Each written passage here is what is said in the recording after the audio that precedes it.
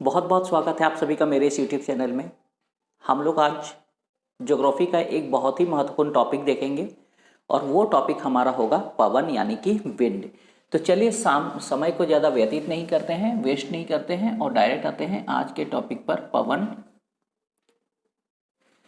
तो पवन को समझने के लिए सबसे पहले हम लोग चलते हैं वायु में। ठीक है, वायु तो जो हम लोग हवाओं को बहते हुए देखते हैं, ठीक है, जो हम लोग हवाएं देखते हैं जनरली इसे आम बोलचाल की भाषा में हम लोग वायु कहते हैं।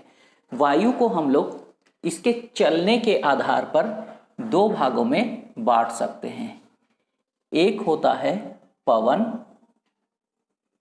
और दूसरा होगा वायु धारा।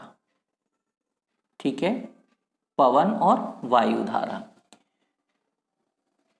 हमारा जो पृथ्वी है, हमारी पृथ्वी में दो स्थानों के बीच में वायु दाब में अंतर होता है और इसी वायु दाब में अंतर के कारण ही पवनों की उत्पत्ति होती है।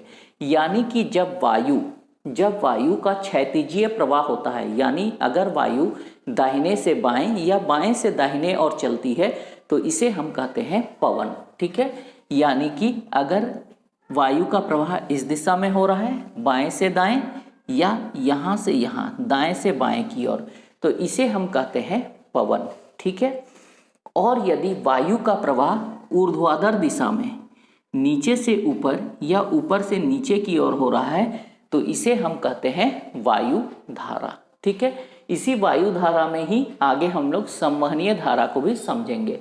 फिलहाल आज का हमारा टॉपिक है पवन, इसीलिए हम चलते हैं पवन में ही। अब ये पवनों की उत्पत्ति क्यों होती है? तो पवनों की उत्पत्ति जो होती है इसका कारण है वायु दाब में अंतर। ठीक है, वायु दाब में अंतर। आइए इसको बहुत ही कॉन्सेप्चुअल तरीके से समझते हैं। ठीक है, मान लेते हैं कि पृथ्वी में दो स्थान है, ये स्थान ए है और ये वाला जो है ये स्थान बी है। ठीक है, ये आपका बी हो गया और ये स्थान ए हो गया है। इसको आप लोग बहुत अच्छे से समझेंगे क्योंकि मॉनसून के बारे में भी समझने में इसमें बहुत ही आसानी होगी। ठीक है, अब मान लेते हैं कि ए स्थान जो है इस स्थान पर गर्मी पड़ रही है। ठीक है, इस स्थान पर गर्मी पड़ रही है और ये जो बी स्थान है, ये बी स्थान पर सर्दी पड़ रही है, ठंड पड़ रहा है। ठीक है, तो हम लोग जानते हैं कि जब किसी भी क्षेत्र में गर्म होगा या कोई भी क्षेत्र गर्म होता है तो वहाँ पर हवाएं क्या होंगी, ये फैलेंगी और फैलने के बाद हवाएं हल्की होंगी और हल्की होने के बाद ये हवाएं जो होंगी ये यहाँ से इस तरह से ऊपर की तरफ उठेंगी। ठीक है, इस तरह से ऊपर की तरफ उठेंगी और जहाँ पर जो क्षेत्र ठंडा होगा यहाँ पर अन्य क्षेत्र की वायु राशियाँ जो होंगी ये आकर के इस तरह से वायु राशियाँ यहाँ पर जमा हो जाएंगी, है ना, इस तरह वायु राशियाँ जमा हो जाएंगी। अब इसको कॉन्सेप्ट को समझिए। जब किसी क्षेत्र में ताप अधिक होता है तो वहाँ से हवाएं हट गई तो यहाँ पर दाब कैसा हो गया, यहाँ पर दाब हो गया निम्न। ठीक है, ये दाब हो गया निम्न, इसको हम लोग शॉर्टकट में लिख सकते हैं LP। इसी तरह से किसी क्षेत्र में जब सर्दी पड़ रही है, वहाँ ठंडा हो रहा है तो यहाँ वायु राशियाँ अधिक से अधिक जमा हो गई, यानी यहाँ प्रेशर क्या हो रहा है, प्रेशर बढ़ रहा है। तो यहाँ पर दाब जो हो गया ये क्या हो गया, दाब उच्च हो गया, इसको हम लोग शॉर्टकट में लिखते हैं HP। ठीक है, यानी उच्च दाब हो गया। अब यहाँ पर देखिए, यहाँ से जब हवाएं ऊपर उठ गई तो यहाँ एक जगह खाली हो गया। इस खाली जगह को भरने के लिए यहाँ से हवाएं तेजी से इस तरफ खींची चली आएंगी, इस तरह से हवाएं खींची चली आएंगी।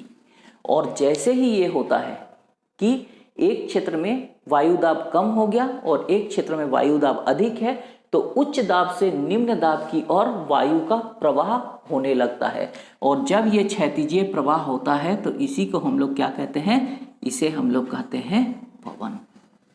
इसे क्या कहेंगे, पवन। ठीक है, यानी पवनों की उत्पत्ति का कारण क्या है, तो पवनों की उत्पत्ति का कारण जो है ये है वायु दाब में अंतर। क्या है, तो ये है वायु दाब में अंतर। अब आपको परीक्षा में प्रश्न यहां से पूछता है कि पवनों का प्रवाह किस दिशा से किस दिशा में होगा। तो पवनों का प्रवाह जो होगा ये उच्च दाब से निम्न दाब की ओर या निम्न ताप से उच्च ताप की ओर होगा, क्योंकि ताप और दाब में क्या संबंध है, उल्टा संबंध है। क्लियर हो रहा है यहाँ पर, यानी पवन का प्रवाह कहाँ होगा, तो उच्च दाब से निम्न दाब की ओर। ठीक है, यानी हवाएं जो होंगी ये गर्म क्षेत्र से ठंडे क्षेत्र से गर्म क्षेत्र की ओर वायु का प्रवाह होगा, इसी को हम लोग कहेंगे पवन। क्लियर हो गया पवन। अब हम लोग इसके बाद देखेंगे अभी तुरंत कि पवनों के प्रकार से परीक्षाओं में बहुत सारे प्रश्न आते हैं।